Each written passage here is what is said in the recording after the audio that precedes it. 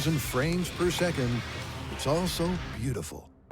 You can see the original impulse of the explosive starting to expand, and then you can see a set of different speed shock waves emanating out from that center. Then you can also see some of the reflected waves, which are bouncing off the bottom of the lake, also interrupting and creating secondary artifacts around the primary shock wave. This is one of the loveliest shots of an explosion I think that we have ever gotten.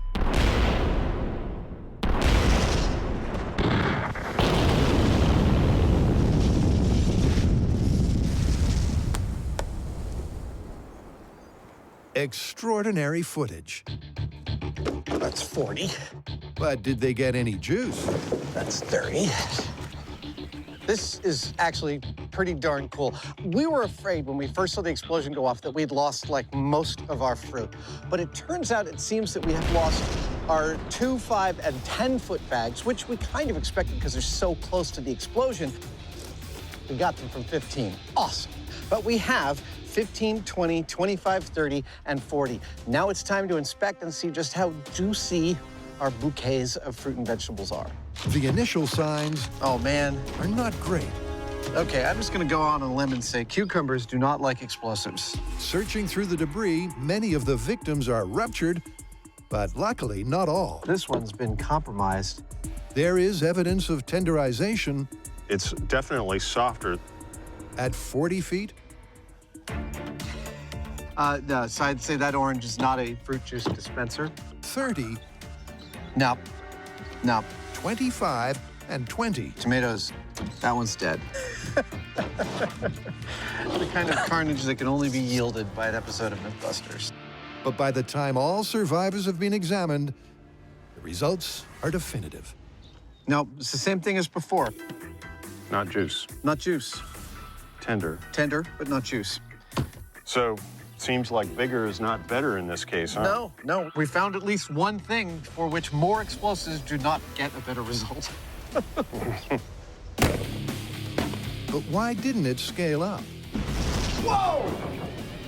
We know that blast pressures can bounce off of surfaces. They can reflect.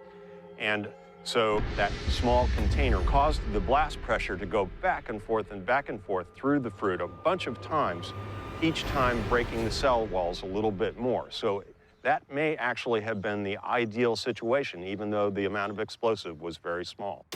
If you remember, we started out with a viral video that seemed to imply that with a little boom in a box, you could generate sweet juice out of something like a tomato.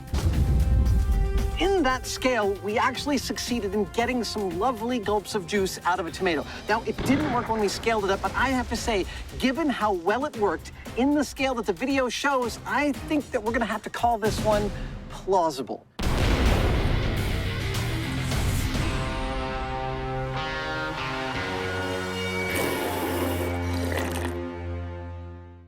Coming up, Welcome to Jamie's Tempura Kitchen. this final season spectacular signs off with a sword-forged fried shrimp. Like some sort of jet engine.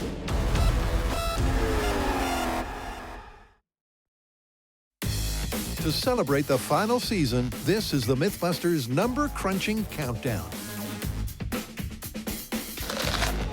Over the last 14 years, the team has tested tasty beverages and crazy explosive cuisine in a gut-busting, calorie-counting 71 stories. Their Epicurean curiosity has guzzled 240 gallons of cola and 14 kegs of beer. It's a delicious memory. Behind and for the camera, they've devoured 1,500 donuts.